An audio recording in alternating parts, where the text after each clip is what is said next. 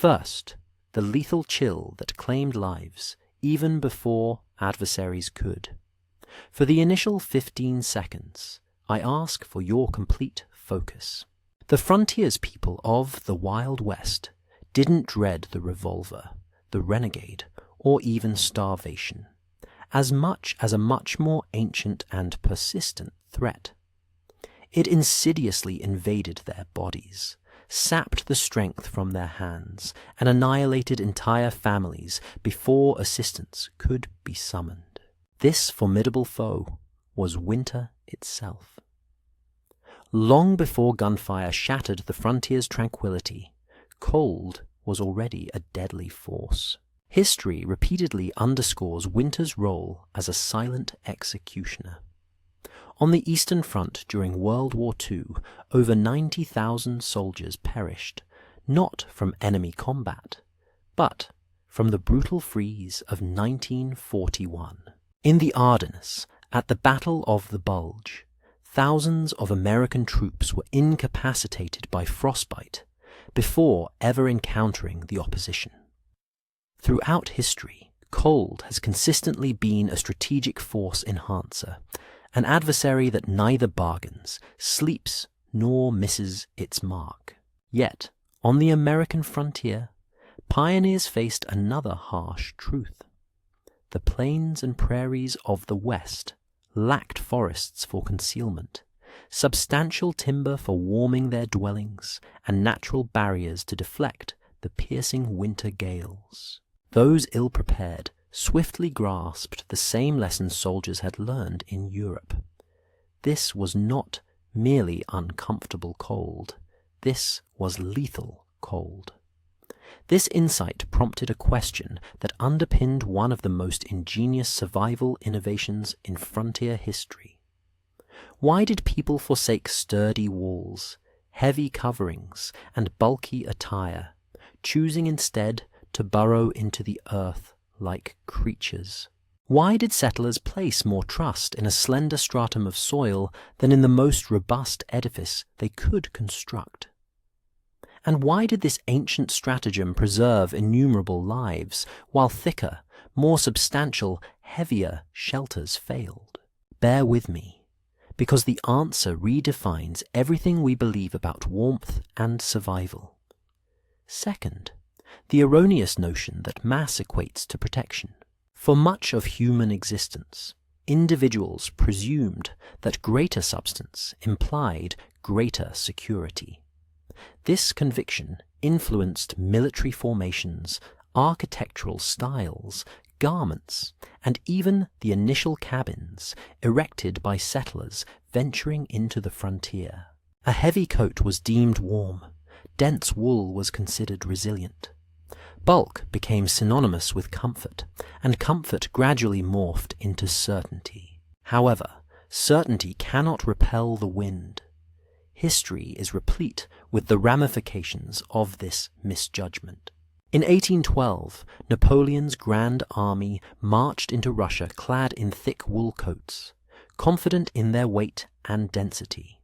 Nevertheless, tens of thousands froze to death long before reaching Moscow. A century later, during the Winter War, Russian troops advanced in layers of cumbersome clothing, yet still succumbed to the cold.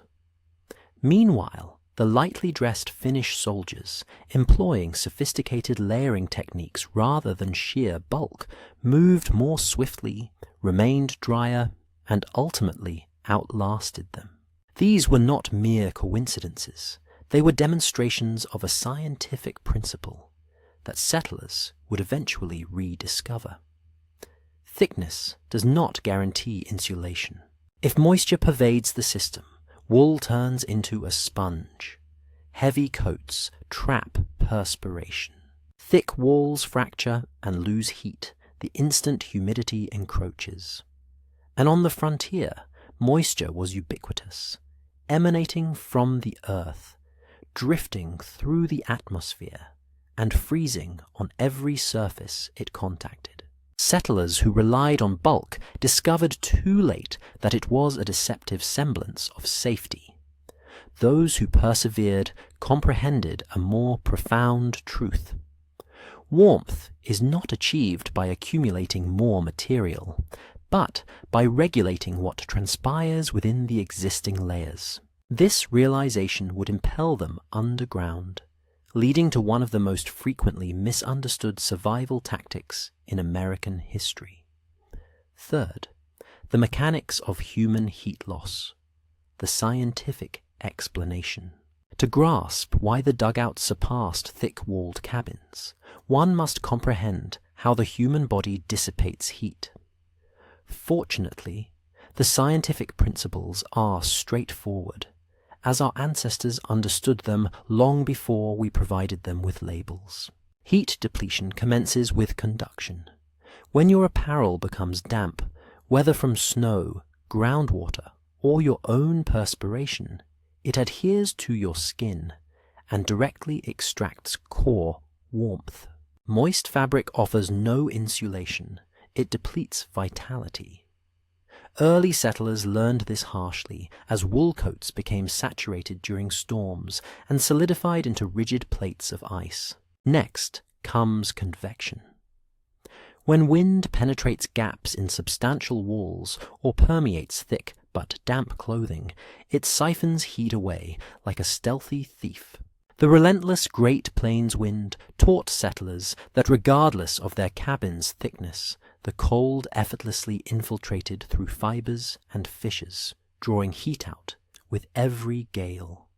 Finally, evaporation, the most insidious killer of all. Perspiration, even in minute quantities, significantly lowers body temperature.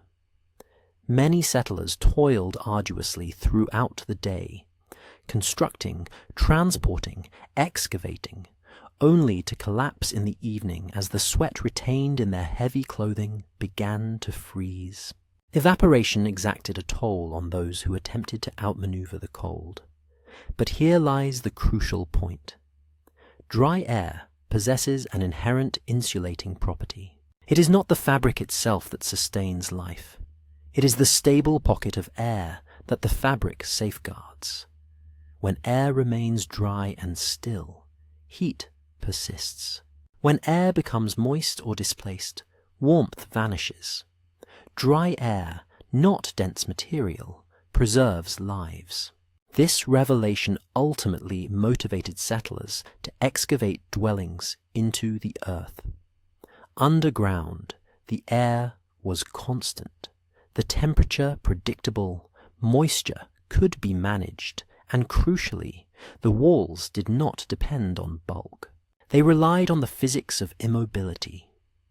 Thus, the frontier's most effective survival structure emerged not from strength or mass, but from understanding. Fourth, the ancient precedent, civilizations that mastered air pocket insulation.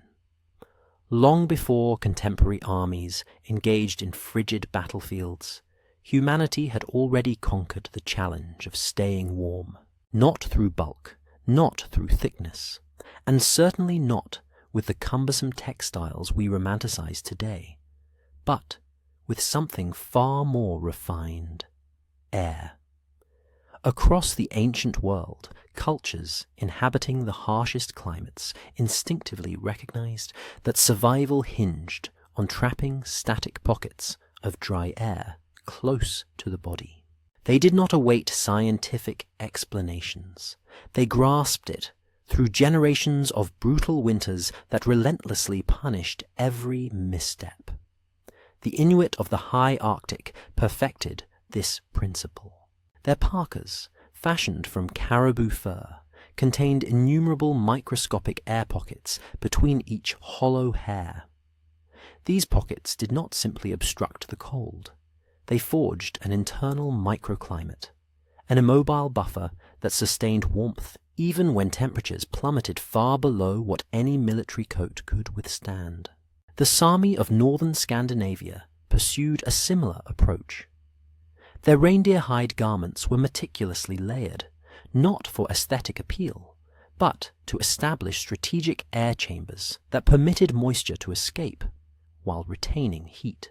The wisdom of layering was not a matter of style. It was a tactical plan against winter. Across the Pacific, the Ainu people crafted attire from softened tree bark fibers, a material seemingly delicate on the surface, yet engineered with astonishing efficacy. The fibers interconnected loosely enough to entrap air, yet tightly enough to repel wind, generating insulation comparable to modern synthetics. And on the plains of North America, indigenous tribes lined winter clothing with dried grasses, incorporating nature's most elementary insulator into a potent survival material. Grass, like fur, is structured around tubes of trapped air, positioning it as one of the most undervalued insulating technologies in human history. What unites all these cultures is not the specific material they utilized, but the intrinsic structure they devised. Fur, hide, bark, and grass could not be more disparate. Yet, each functioned effectively due to how they managed air. The principle was universal, and settlers, soldiers, and engineers would eventually rediscover it centuries later. Structure, not material, dictates whether the cold claims your life or grants you another day to contend. Fifth, Wooley's significant innovation, the thin jacket liner. When the United States military began designing attire for severe European winters, they unwittingly followed the same trajectory as the Inuit, the Sami, the Ainu, and countless others who had previously contended with the cold. The solution they devised was not a thicker coat, not a denser textile, but a slender, deceptively uncomplicated jacket liner that fundamentally altered how warmth could be engineered. The brilliance of the liner resided in its construction. Rows of channel stitching traversed its surface vertically and diagonally, securing small air chambers in place. These channels prevented air from shifting or collapsing, ensuring that the warmth produced by the soldier's own body remained precisely where it was needed. Beneath the outer cotton shell, multiple thin layers collaborated to facilitate moisture egress instead of absorption into the fabric. Perspiration moved outward and evaporated safely, while the internal microclimate remained dry, a feat heavy coats could never achieve. The geometry of the liner was as pivotal as its constituent materials. Thin layers offered pliability without compromising insulation. Tightly stitched channels created a stable microarchitecture that sustained its efficacy even under constant motion, pressure, and abuse. Unlike wool, which lost its loft when wet, the liner preserved its structure. And unlike cumbersome outerwear, it did not compel the body to overheat and perspire, a fatal cycle in freezing environments. This was not merely a jacket. It was a microclimate system worn on the body, a portable environment meticulously engineered to sustain life. Soldiers who wore it quickly apprehended that the conflict against cold was not won by overwhelming it with bulk, but by outmaneuvering it with thoughtful design. The thin liner emerged as one of World War II's understated marvels, a piece of equipment that garnered its esteem not through appearance, but through the innumerable lives it preserved. Firstly, it was aviators who initially recognized the profound utility of this innovation. Before ground troops ever experienced the comfort of the insulation liner, its potential was unveiled in the frigid altitudes where pilots operated. Soaring above the European landmass in the unprotected cockpits of World War II's nascent aircraft, temperatures frequently plummeted to a bone-chilling 40 degrees below zero. Metal controls rapidly wicked away warmth from exposed hands, and oxygen masks instantly frosted over, transforming the simple act of breathing into a struggle. In such an unforgiving setting, bulky outer garments were counterproductive. They impeded mobility, retained perspiration, and lost all insulating power once that moisture solidified along their seams. Pilots required an entirely novel solution: insulation without rigidity, warmth devoid of excessive mass, and breathability that prevented material saturation.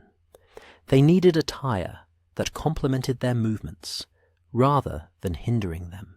The liner provided precisely these qualities. Its slender, pliable construction enabled pilots to maneuver unrestrictedly within their confined cockpits. Its quilted channels prevented the insulating material from shifting when subjected to extreme temperature shifts. Its moisture-resistant characteristics kept perspiration from congealing into hazardous ice crusts, and, most critically, it formed a consistent thermal envelope around the wearer's core, an unseen defense that conventional coats could never replicate. News of its efficacy spread rapidly. When ground personnel observed the benefits enjoyed by the pilots, they bartered for, borrowed, pleaded for, and ultimately carried these liners into the trenches. What originated as specialized flight equipment evolved into one of the conflict's most vital survival instruments. Although the soldiers wearing them might not have grasped the scientific principles underpinning their warmth, they were unequivocally certain of one thing: nothing else provided such effective life-preserving capabilities. Secondly, the liner swiftly captivated infantrymen. Word of its effectiveness soon extended beyond the airfields. Foot soldiers, enduring the biting cold in foxholes and the damp squalor of muddy dugouts, began noticing an unexpected phenomenon. Pilots, who spent extended periods in high altitudes, seemed significantly warmer than those on the ground. The key difference was a thin, quilted liner concealed beneath their flight jackets. Troops initiated a vigorous campaign of trading, borrowing, and, quite frequently, covertly acquiring these coveted items. As one American infantryman recollected, 2 inches of wool couldn't beat that thin, damn liner. In the frost-bitten forests of Europe, this was not hyperbole. It was a matter of survival. The most compelling evidence emerged during the harrowing siege of Bastogne, where temperatures plummeted and essential provisions grew scarce. Soldiers slept in shallow depressions, surrounded by frozen earth and relentless winds. Thick blankets frequently slipped off during the night, or absorbed moisture until they became rigid planks. Yet, the liner remained intimately close to the body, enveloping the core and maintaining trapped air even amidst widespread failures. Many soldiers discovered they could achieve an hour or 2 of uninterrupted sleep without succumbing to uncontrollable shivering, a rare luxury during a wartime winter. The liner mitigated exhaustion by preventing the body from constantly battling the cold. It preserved core strength, ensuring that soldiers retained sufficient energy at dawn to march, dig, or wield their rifles without tremors.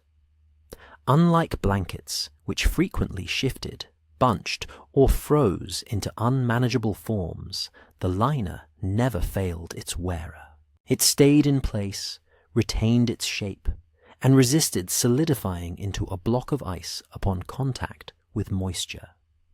It offered reliable, discreet, and unseen protection, precisely the kind of comrade a soldier required in a winter conflict. Ultimately, the liner earned its indispensable status, not through official military directives, but through the unanimous endorsement of the men whose lives depended on it. Thirdly, blankets, despite their comforting image, proved to be a disastrous failure in combat. Blankets have historically been associated with warmth, familiarity, and security. However, within the harsh realities of a battlefield, this comforting perception became a dangerous illusion.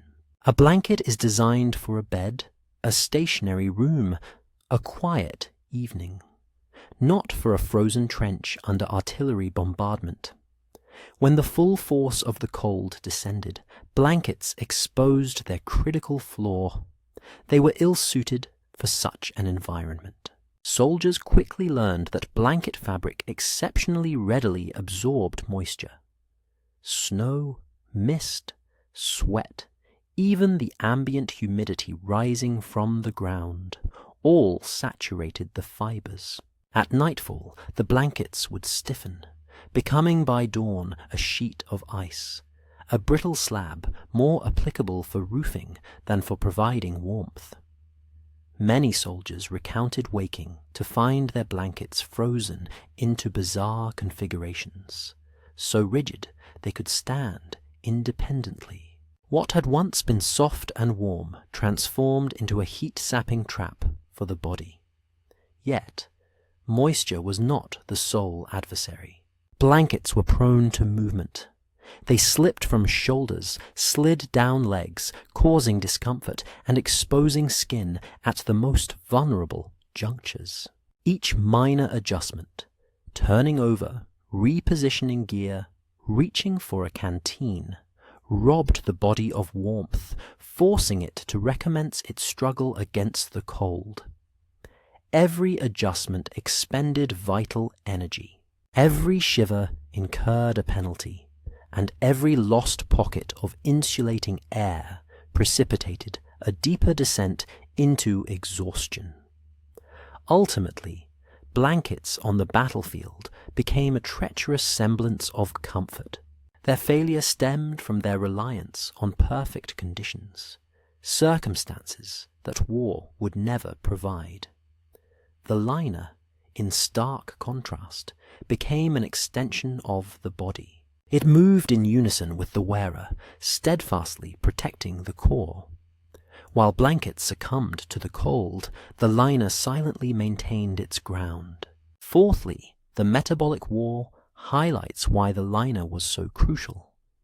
Energy is the true currency of survival. To grasp the profound significance of the liner, one must understand the true cost the cold exacts from the human body. It doesn't merely diminish comfort, it depletes vital energy stores. Each violent tremor is the body consuming precious calories in a desperate effort to generate heat. In extreme cold, an individual can expend 400 to 500 calories per hour solely through shivering. This is the metabolic war, an adversary far more relentless than any rifle-wielding foe. World War II soldiers were pushed to their physiological limits long before direct combat even commenced. The terrain demanded strenuous exertion. Equipment was cumbersome. Nights were protracted. Every calorie was invaluable, and the cold systematically targeted these reserves. Many soldiers weren't overcome by bullets or bombs, but by sheer exhaustion, their bodies drained of energy from hours of involuntary shivering. They collapsed not from injuries, but from cold-induced fatigue.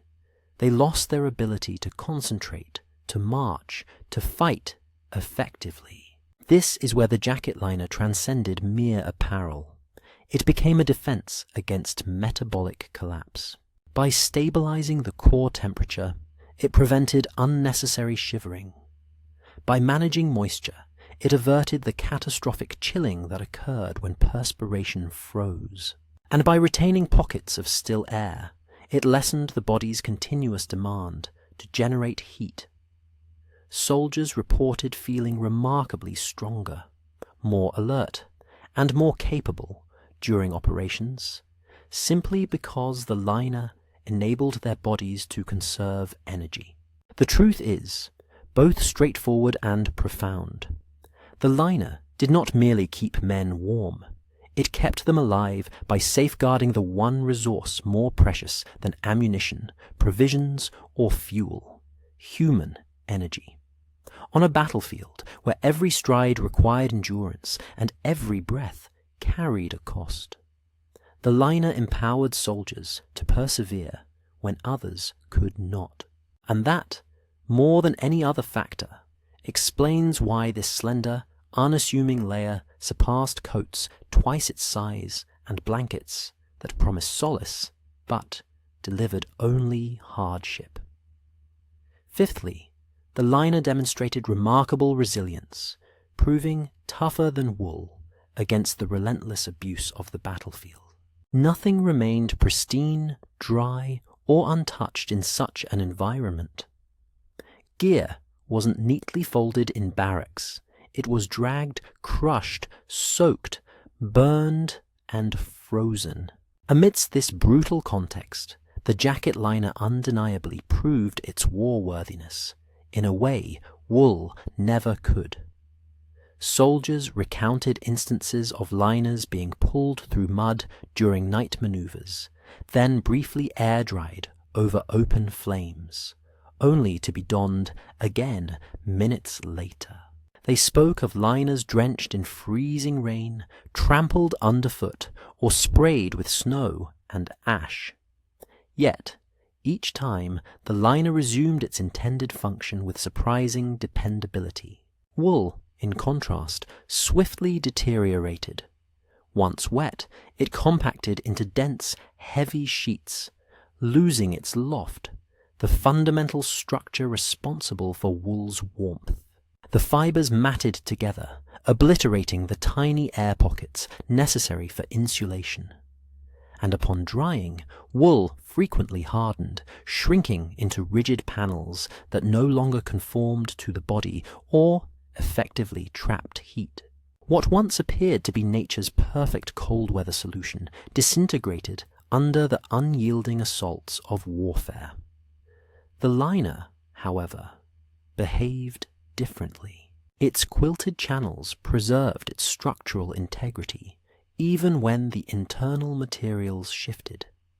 Its thin layers dried more quickly, and each cycle of movement seemed to settle the air pockets more uniformly. Some soldiers even claimed their liners performed better after weeks of wear than when they were new, and, in a sense, they were correct. As the fabric softened and the layers adapted to the body, the microclimate within the liner grew progressively more stable, forming a personalized insulation system shaped by experience, adversity, and the imperative of survival. Sixthly, contemporary scientific investigation confirms the insights gleaned by World War II soldiers. When modern researchers meticulously re-examined the design of the liner, they uncovered a remarkable truth. The soldiers had been right all along. Within bushcraft communities globally, enthusiasts have meticulously recreated military liners, employing cotton shells and thin, layered batting. In controlled outdoor experiments, a 4-layer liner consistently outperformed a coat exceeding an inch in thickness. Even in damp conditions, the liner maintained its warmth because its unique air channel geometry prevented collapse, a challenge that synthetic loft materials typically face as soon as moisture permeates the system. Reenactors and winter survival specialists have conducted analogous experiments. Many attest to comfortable operation in temperatures as low as -15 degrees Celsius, while wearing contemporary versions of World War II liners beneath lighter outer jackets. Conversely, thicker parkas, once saturated, swiftly became a liability, mirroring the same failure observed on frozen battlefields decades earlier. What scientific investigations have only recently uncovered, military personnel had ascertained through arduous experience. Humidity is the principal adversary, and motionless air is the primary confederate. Contemporary laboratory investigations now corroborate that organized air pockets maintain heat far more effectively than dense padding when moisture is present. Geometric arrangements surpass sheer volume. Air outperforms synthetic materials. The channels stitched into the liner were not rudimentary. They represented precise engineering decades ahead of their time. And the most humbling discovery is this: our predecessors did not require scientific jargon to construct these elaborate systems. They merely observed what yielded results. The liner represented a rediscovery of ancient sagacity, clad in a modern guise. And science is only now beginning to grasp its brilliance. 12. Rebuilding the system today. Not a jacket, a principle. The ingenuity of the World War II liner lies not in its material or stitching pattern, but in the underlying concept. The recognition that insulation constitutes a system, not an isolated item. Presently, anyone can replicate that concept utilizing contemporary equipment.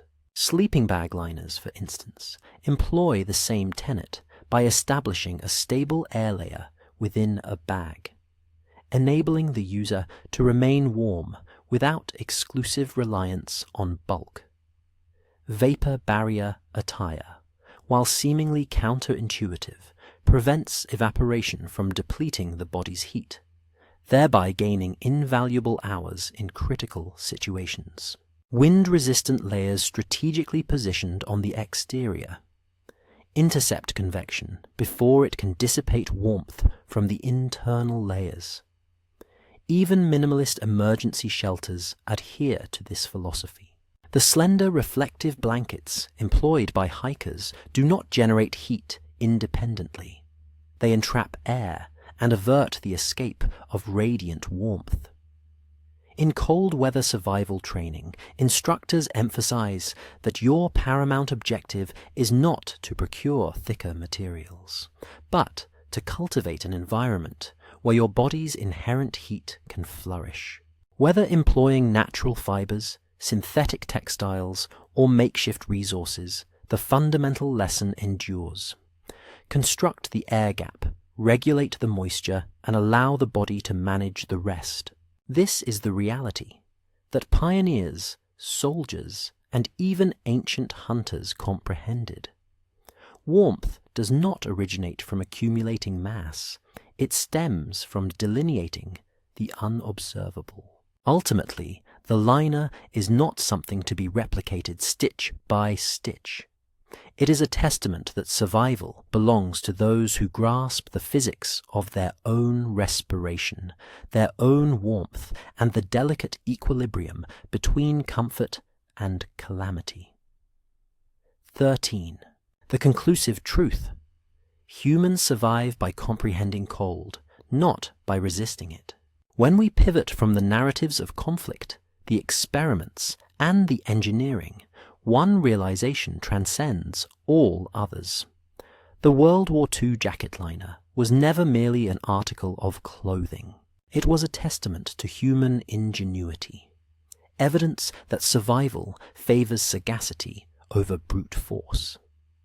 A slender, unpretentious insert preserved more lives than the bulkiest winter garments, because it adhered to the precepts of nature rather than defying them.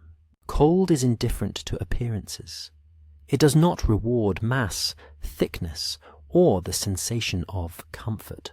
It exclusively respects insight.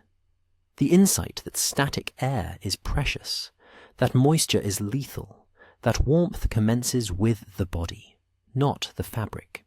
The liner triumphed because it honored these verities.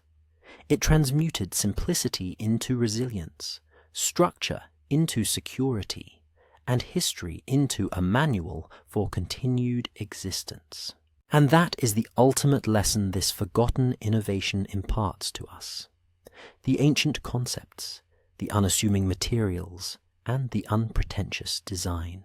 All of them remind us that survival is not attained by combating the cold with aggression, but by comprehending its mechanisms, music, how it depletes, and how it can be neutralized, cold is unconcerned with what you wear. It only cares how thoroughly you understand it. And in that comprehension, humanity has invariably discovered its profoundest warmth.